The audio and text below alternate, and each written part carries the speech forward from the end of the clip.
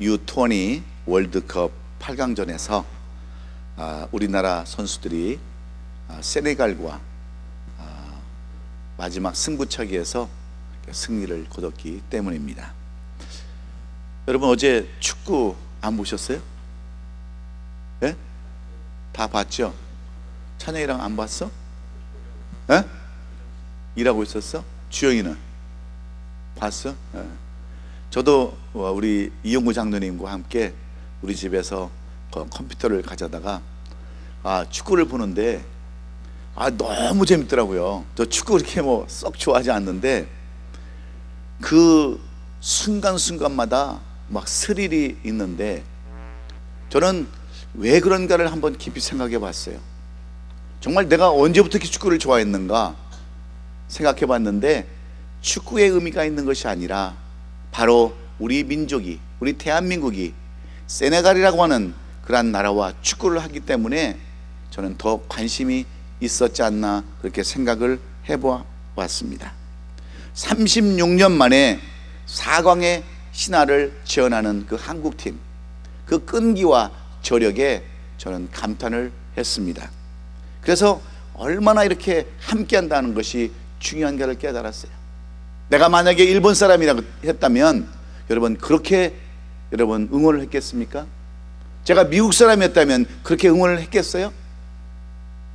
제가 한국 사람이기 때문에 제 나라와 민족과 동족 그리고 공동체를 사랑하는 그런 마음 때문에 제가 그렇게 어제 너무나도 흥분해서 응원도 하고 감격도 한 줄로 믿습니다.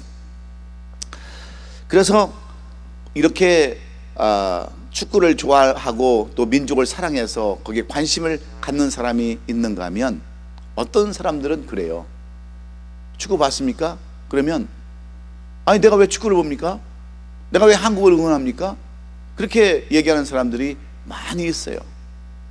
같은 민족이면서도 불구하고, 같은 동족임에도 불구하고 전혀 관심도 없는 그러한 사람들이 있는데, 그런 사람들을 우리는 사자성어로 동상이몽의 사람이라고 그렇게 부릅니다.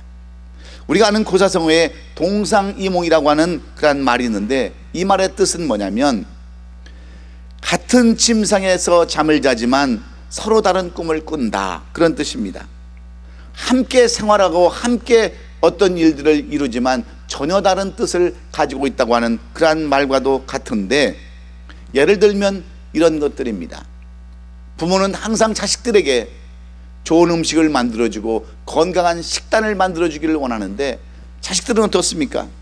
자식들은 뭔가 달콤하고 자극적이고 몸에 안 좋은 음식을 선호하는 것, 이것이 바로 동상이몽입니다.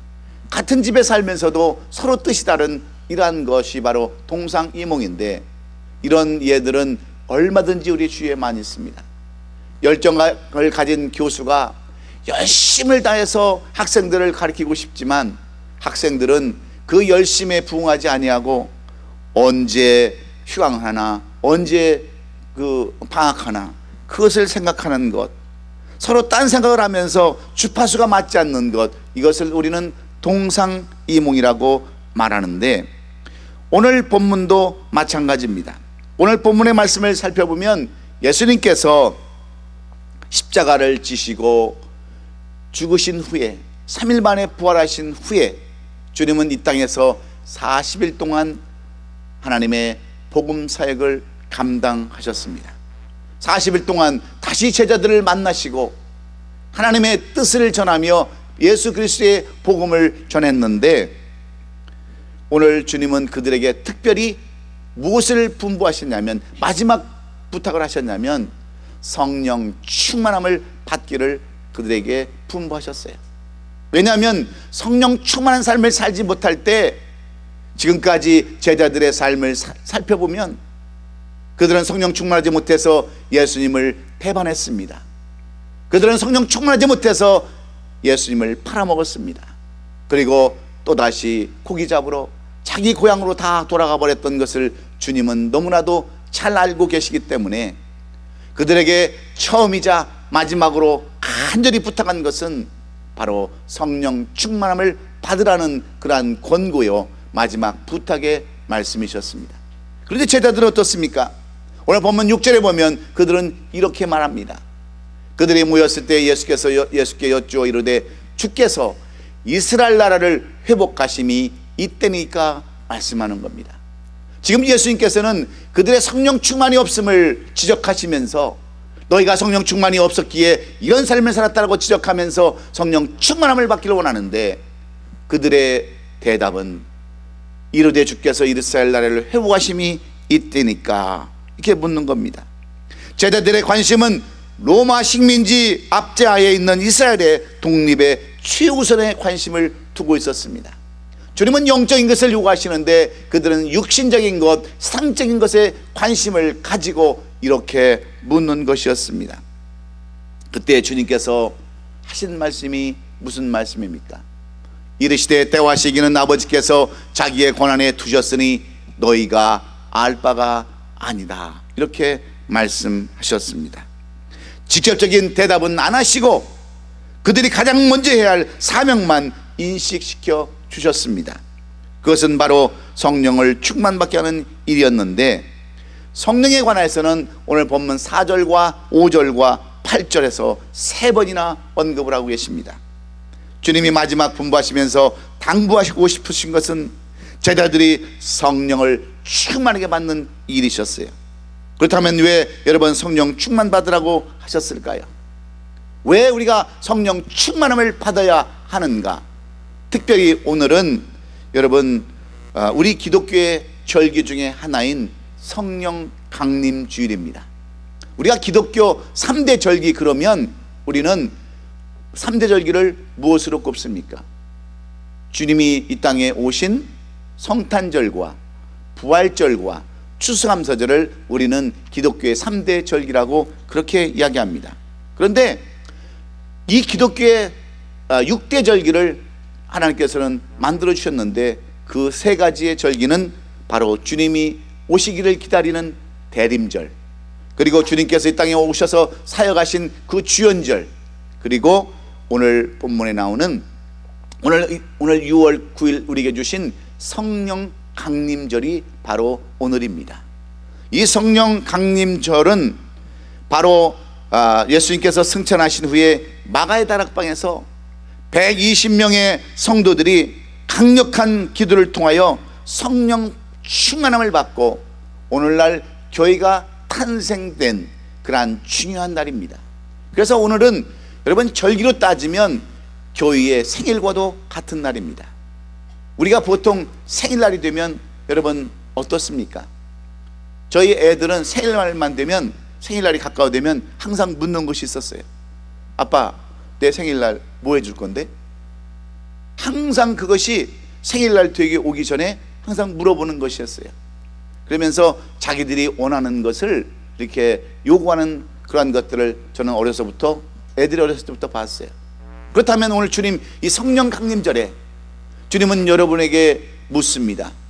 나에게 무엇을 하여 주기를 원하느냐? 묻는 그 물음에 여러분은 무엇을 하여 주기를 원하십니까? 이 교회의 탄생일에 예수님은 우리로 하여금 무엇 해주기를 원하고 있습니까?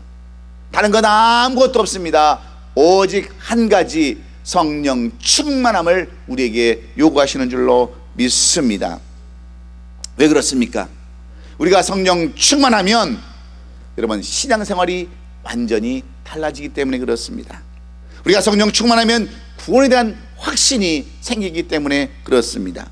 그리고 은사가 임합니다. 귀신을 내어쫓고 병을 고치는 은사들이 임할 뿐만 아니라 방언의 은사, 통역의 은사, 여러 가지 은사들이 이 성령 충만함 가운데서 나타나기 때문입니다. 뿐만 아니라 성령 충만하면 기도의 사람이 될 뿐만 아니라 또한 찬양의 사람이 되는 줄로 믿습니다. 그리고 범사에 감사하면서 전도하는 그러한 삶을 살게 되기에 주님은 오늘 우리에게 마지막이자 이 세상을 떠나가시면서 부활하신 이후에 승천하시기 전에 우리에게 그토록 분부하시고 부탁하신 것은 바로 성령 충만을 받으라고 하는 말씀인 줄로 믿습니다. 성령 충만 받는 것이 모든 문제의 해결의 기본이라는 것을 말씀해 주시기 위함입니다.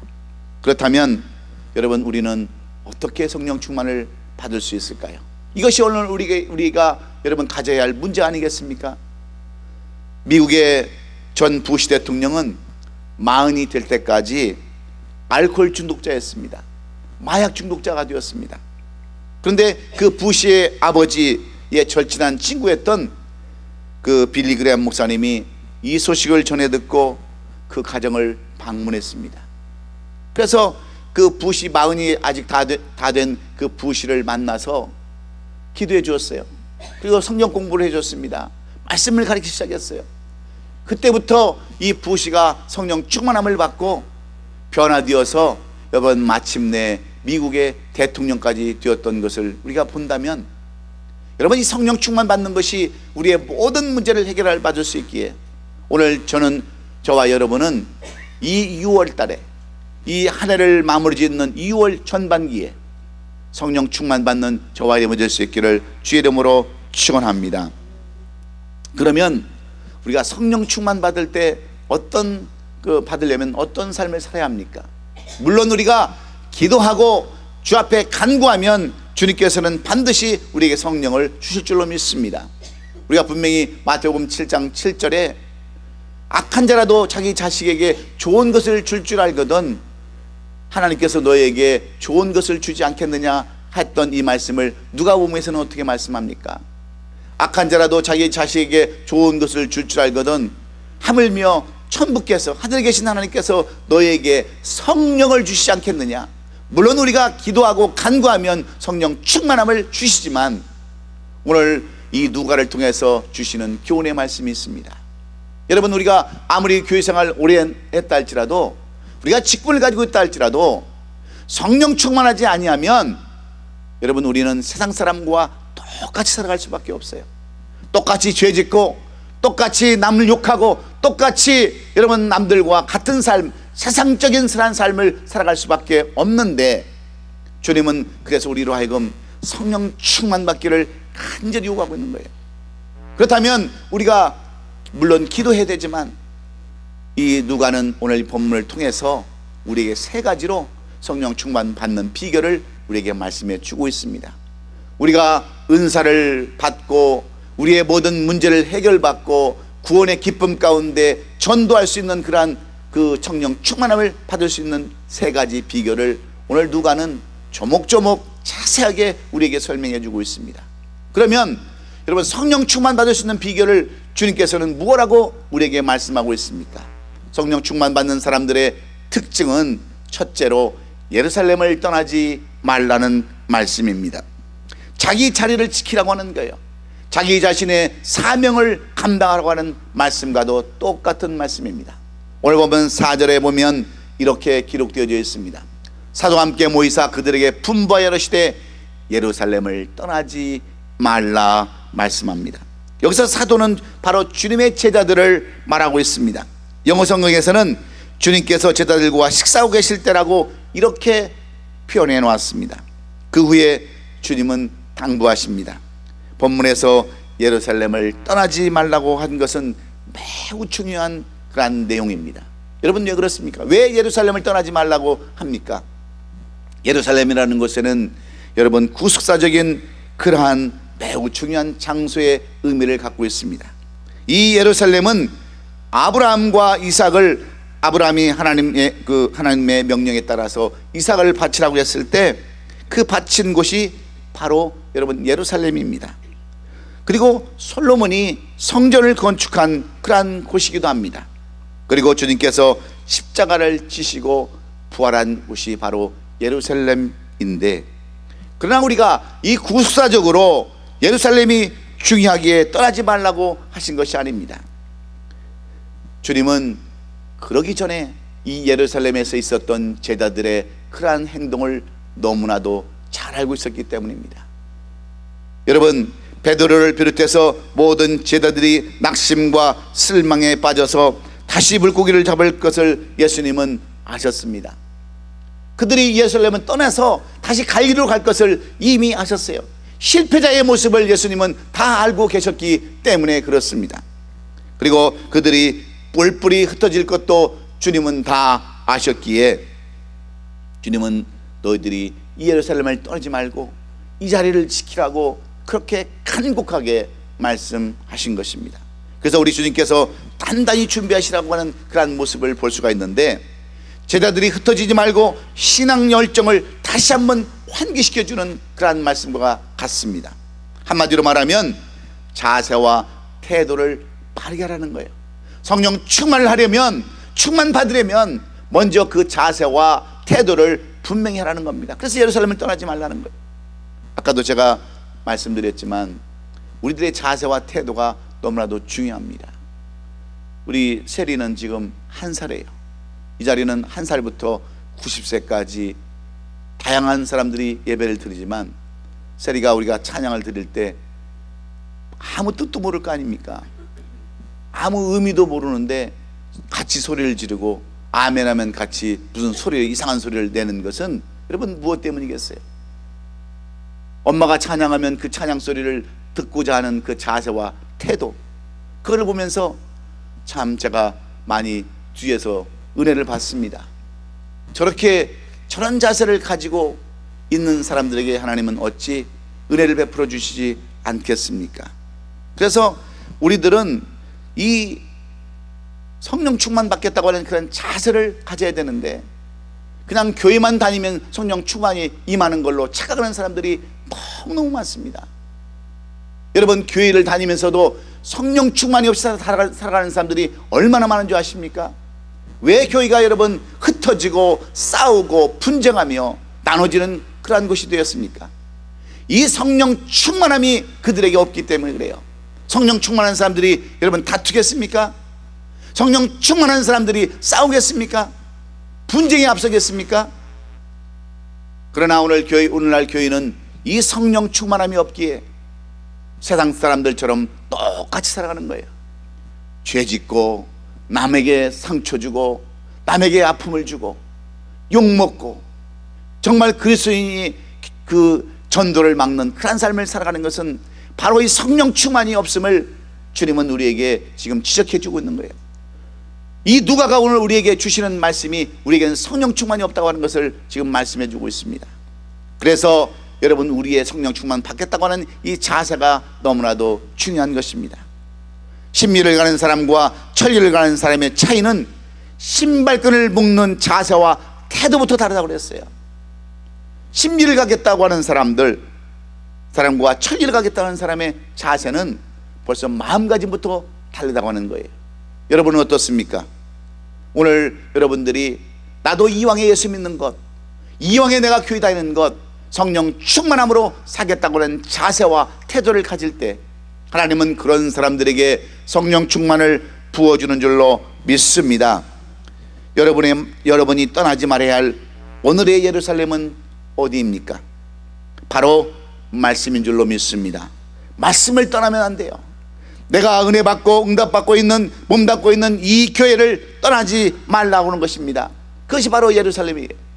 많은 사람들이 힘들고 어려우면 교회를 마치 새집 바꾸듯이 바꾸는 거예요. 오늘은 이 교회, 내일은 저 교회, 정처 없이 뿌리를 내리지 못하고 살아가니까 무슨 성령이 임하겠습니까?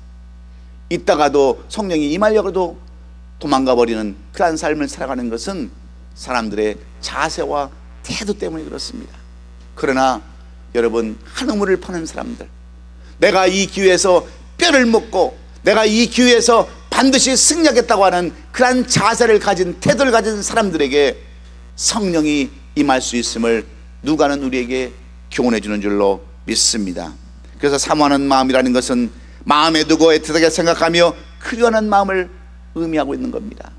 우리의 마음속에 이 성령을 간절히 간구하는 그런 마음과 자세가 있을 때 그런 사람에게 하나님은 성령을 부어주시고, 그런 사람을 통해서 하나님의 나라를 이끌어 가시며, 그런 사람을 통해서 모든 것들을 아름답게 빛나게 본을 보이는 삶을 사게 되는 줄로 믿습니다. 사랑하는 성도 여러분, 초대교회가 여러분 그런 삶을 살지 않았습니까? 얼마나 성령 충만함을 받기 위해서 그들이 노력하고 애쓰고 심지어는 금식기도까지 했던 그들에게 성령이 임하심으로 말미암아 초대교회를 이끌어 가셨던 것을 우리는 똑똑히 하시면서, 주님, 오늘도 주님께서 우리로 하여금 예루살렘을 떠나지 말라고 그랬는데 내 자리를 지키게 하여 주옵소서. 내 자리가 바로 금자리요, 내 자리가 축복된 자리임을 여러분 깨닫고 이 자리에서 성령 충만 받게 해달라고 간구하시는 저와 여러분 되시기를 예수님의 이름으로 축원합니다. 두 번째로 오늘 누가는 우리에게 주의 말씀을 통해서 약속하신 성령을 기다리라고 말씀하고 있습니다.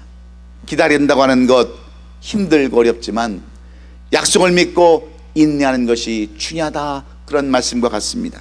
4절에 기록된 말씀을 보면 내게서 들은 바 아버지께서 약속하신 것을 기다리라 그랬습니다.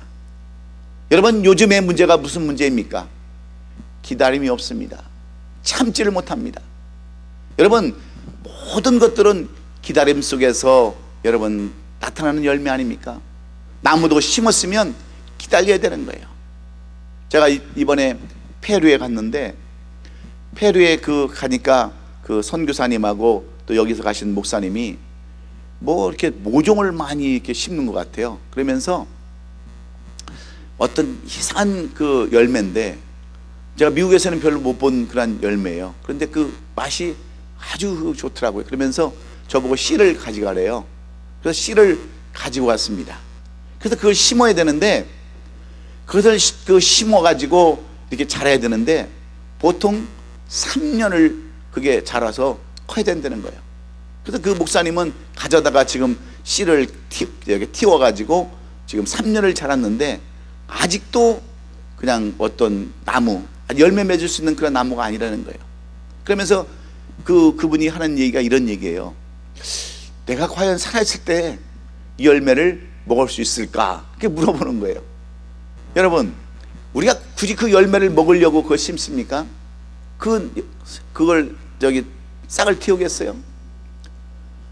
못 먹어도 그것을 키우고 그것을 가꾸는 그러한 인내가 있을 때, 그런 기대를 우리가 하면서 그 나무를 키울 때 그 나무는 반드시 열매가 맺어질 줄로 저는 확신합니다. 근데 우리에게는 참는 게 없어요. 그냥 오늘 심어서 내일 열매를 먹어야만 그 직성이 풀리는 우리 민족이기 때문에 오늘 우리에게 주시는 말씀은 그 약속을 믿고 기다려고 하는 거예요. 기다림 없는 우리들에게 이 성경은 오늘도 참고 좀 인내하라는 거예요. 많은 사람들이 얼마나 여러분 인내심이 없습니까? 저도 물론 성격이 굉장히 급하지만 대부분의 사람들이 기다리는 것이 없어요. 기다림이 없으면 여러분 반드시 열매도 없음을 우리는 분명히 깨달아야 합니다. 자녀들도 마찬가지 아닙니까? 자녀들이 한순간에 다 큽니까?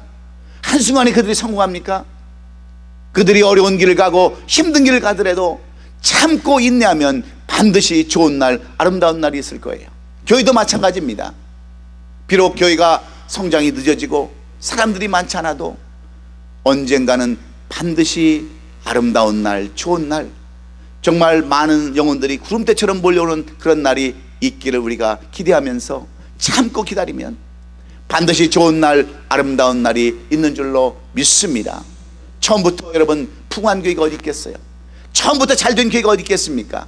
그러나 우리가 오늘도 기도하면서 성령의 약속을 기다리면서 그 약속을 믿고 간구하고 기다리면 좋은 날, 아름다운 날이 있는 줄로 믿습니다. 사업도 마찬가지예요. 우리의 삶도 마찬가지입니다. 직장도 마찬가지고 인간관계도 마찬가지예요. 지금은 좀 힘들고 어렵다 할지라도 성령께서 말씀하신 그 약속을 우리가 믿고 간절한 마음으로 인내하면서 기도한다면 반드시 좋은 날, 아름다운 날이 있는 줄로 믿습니다. 그래서 아버지께서 약속한 것이 무엇입니까? 바로 성령입니다. 5절에 요한은 물로 세례를 베풀었으나 너희는 몇 날이 못 뛰어서 성령으로 세례를 받으리라, 이 정답을 말씀해 주셨어요. 주님은 성령 강림에 관한 약속을 분명히 하셨습니다. 그 말씀이 누가복음 24장 49절 말씀 아닙니까? 볼지어다 내가 내 아버지께서 약속하신 것을 너희에게 보내노니 너희는 위로부터 능력으로 입혀질 때까지 이 성에 머물라 하시면서 분명히 주님은 우리에게 말씀해 주셨어요. 약속하신 것을 너희가 분명히 보낼 터니 이 성을 떠나지 말고 여기에 머물러라 말씀해 주셨습니다. 이 약속을 받은 제자들은 약속하신 성령을 사모하면서 마가의 다락방에 모여가지고 간절히 기도할 때 불같은 성령을 체험했습니다. 그리고 이 땅에 교회를 세우게 되었어요. 그래서 보혜사란 우리를 보호해 주시는 분, 우리를 도와주시는 분, 변호사해 주시는 분이라는 그런 뜻입니다. 그런데 본문에서 말하는 다른 보혜사가 누구이십니까? 다른 보혜사라는 본질적으로는 똑같지만 다른 것이라는 의미를 갖고 있는데, 여기서 보혜사라는 것은 바로 영으로 오신 예수님을 우리에게 보여주시겠다라고 말씀하십니다. 예수님께서는 성령님을 통하여 동정녀 마리아에게서 태어나셨습니다. 성령님은 성령이 감동하심으로 성경을 대필하는 그러한 사람들에게 성령을 주었게 하셨어요. 성도들 하여금 예수 그리스도를 구주로 고백하게 하셨습니다. 성도들이 잘못하였을 때도 성령님으로 하여금 책망케 하시고요, 성도님들은 예수님을 더 잘 믿도록 도와주시는 분이 바로 우리의 성령님이시기 때문에 여러분, 이 성령님이 오실 것을 믿고 기다리신다면 반드시 여러분에게도 그 성령님께서 오셔서 도와주시는 분으로 보혜사로 오실 줄로 믿습니다. 우리 인간은 언제나 근심과 불안 가운데 가득 차서 그렇게 살아갈 수밖에 없는 존재들입니다. 그렇게 무기력한 인생 신앙생활을 할 수밖에 없는 존재들이기 때문에 얼마나 우리가 넘어질 때가 많이 있습니까? 쓰러질 때가 많이 있습니까?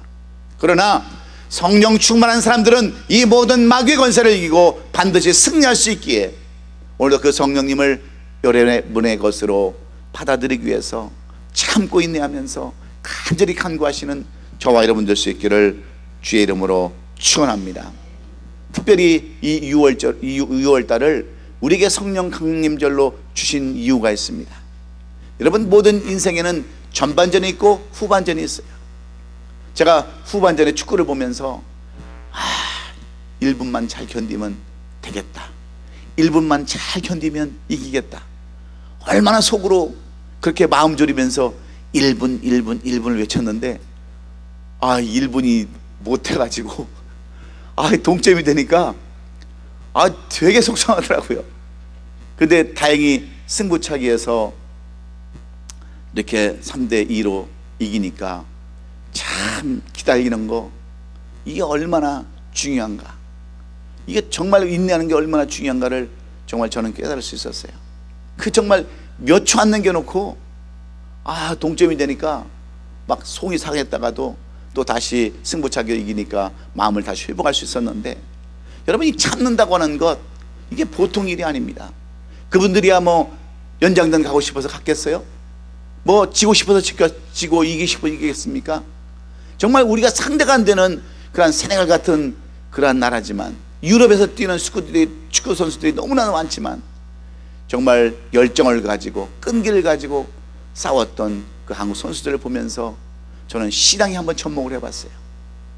정말 끝까지 기다리면서 마지막까지, 우리 인생 마지막이 중요하지 않습니까? 마지막이 얼마나 중요해요. 그래서 신앙생활도 시작이 중요한 것이 아니라 마지막이 중요한 거예요. 여러분, 비록 우리가 큰 일은 이루어지지 못할다 할지라도 마지막을 아름답게 장식할 수 있는 저와 여러분, 그래서 약속하신 성령을 기다리며 인내하며 참고 사시는 저와 여러분 될 수 있기를 주의 이름으로 축원합니다. 마지막으로 우리가 성령 충만 받는 길을 누가는 한 가지 이렇게 말씀하고 있습니다. 성령의 권능을 받아서 증인이 되라고 말씀합니다. 예수를 전하는 자, 그러한 삶을 살아가는 거예요. 그러면 하나님께서 그런 사람에게 성령을 부어주시겠다라고 약속하시는 것입니다. 본문 8절에 오직 성령이 너에게 임하시면 너희가 권능을 받고 예루살렘과 온 유대와 사마리아 땅까지 이르러 내 증인이 되리라 말씀하셨습니다. 성령 충만은 성령 충만만 위해서만 존재하지 않습니다. 분명한 목적이 있다고 하는 거예요. 성령 충만은 바로 증인이 되기 위하여 여러분 성령 충만을 받으라고 말씀하고 있습니다. 여기서 말하는 증인이라는 것은 순교자까지 의미한 겁니다. 순교할 각오와 자세를 가지고 복음을 증거하는 그런 말씀이에요. 여러분, 우리가 이 복음을 전하고자 하는 그런 마음만 있으면, 우리가 예수 그리스도를 전하고자 하는 그러한 증거인의 삶을 살고자 한다면 하나님께서 그런 사람에게 성령을 입혀주시겠다라고 약속하는 것과 여러분 무엇이 다를 바가 있겠습니까? 그래서 여러분 우리는 이 증인의 삶을 살아야 되는 줄로 믿습니다. 여러분 우리가 정말 전도하고자 하는 그런 마음이 가득하고 있으면 우리에게는 하나님께서 부어주시는 성령 충만함을 우리가 입을 수 있습니다. 그런데 우리의 마음은 어때요? 전도 그러면 먼저 노비스가 옵니다. 트라우마가 와요. 다 예수 믿는데, 다 교회 다니는데 누구를 전도하느냐고 오히려 반문하는 사람들이 많이 있습니다. 내 주위에는 그런 사람 한 사람도 없다고 얘기하는데, 여러분 우리 주위에도 얼마나 예수 안 믿는 사람들이 많이 있습니까? 우리 주위에 자녀들도 지금 교회 안 다니는 사람들이 너무 많습니다. 내 이웃도 마찬가지예요. 그런데 우리는 그러한 열정이 없어요. 그래서 제가 여러분에게 요구하는 것이 바로 오이코스 전도예요. 우선 내 가족부터, 내 주위부터 전도하고 그런 사람들을 주 앞으로 인도하고자 하는 그런 마음이 있을 때 하나님은 그 사람에게 성령 충만함을 부어주시겠다라고 이렇게 약속하고 있습니다. 여러분 내 힘으로 증인이 되는 것이 아니에요. 우리가 정말 예수 그리스도를 전하고자 하는 그런 간절함이 우리에게 있을 때, 복음을 전하고자 하는 그런 간절함이 있을 때 하나님은 그 사람에게 성령 충만함을 부어주시고 그로 하여금 새 일을 행하게 하여 주신다는 것을 말씀해 주고 있습니다. 그래서 사도행전은 증인된 사도들과 제자들의 사도행전이라고 말씀하고 있습니다. 성령행전이라고 말씀하고 있어요. 사도행전 1장서부터 12장까지는 베드로를 중심으로 성령의 사역을 펼치는 것을 우리가 볼 수 있습니다. 그리고 13장에서 28장까지는 사도 바울을 중심으로 성령의 그 사역들을 펼쳐지는 것을 보여주고 있는데, 성령의 은혜를 경험한 베드로가 말씀을 전하니까 그러면 어떤 현상들이 일어납니까? 3,000명씩 불신자들이 회개하는 역사가 여러분 나타나지 않았습니까? 나면서부터 안진뱅이가 예수의 이름으로 일어나는 기적까지 체험할 수 있었습니다. 이 베드로가 어떤 사람입니까? 주님을 알되 여러분 주님을 3번이나 부인했던 그런 사람 아닙니까? 그가 예수님을 영접했지만 자신의 힘을 지킬 수 없었어요. 그러나 성령의 은혜를 입으면서 그는 권능을 받게 되었고 고난이나 죽음의 문제가 전혀 되지 않았습니다. 그리하여 순교까지 가는 그런 삶을 살았던 것은 그가 성령 충만함을 받았기 때문입니다.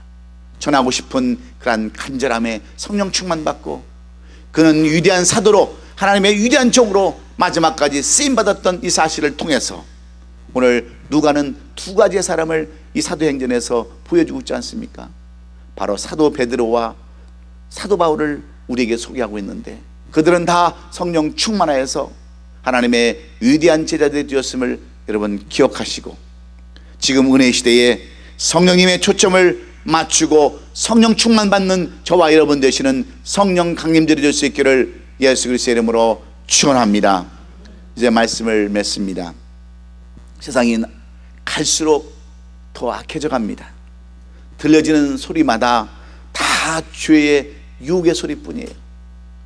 지금 저기 한국 사람들이 관광을 가서 거기에서 지금 배가 유람선이 그 침몰되어 가지고 많은 사람들이 죽었지 않습니까? 그런데 그 배를 침몰시켰던 선장은요 양심의 가책도 없어요.